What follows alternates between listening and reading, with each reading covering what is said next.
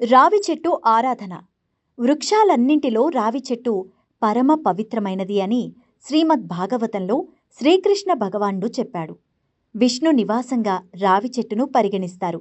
అశ్వత్థ వృక్షంగా ప్రసిద్ధికెక్కిన ఈ రావి చెట్టు కింద పరమ భక్తులైన హిందువులు తమ ప్రాణాలను సైతం సంతోషంగా విడవడానికి ఇష్టపడుతూ ఉంటారు.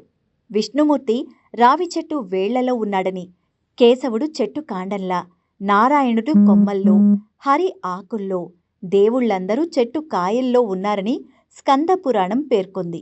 సాక్షాత్తు విష్ణుమూర్తి ప్రతిరూపమే రావి చెట్టు అనేది అనేక మంది విశ్వాసం.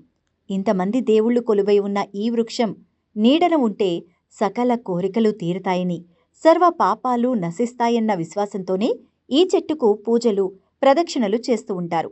మూలతో బ్రహ్మ రూపాయే, మధ్యతో విష్ణు రూపిణి, అగ్రతో శివరూపాయ, వృక్షరాజాయ నమో నమః అని ఈ మంత్రం చదువుతూ ఉంటారు.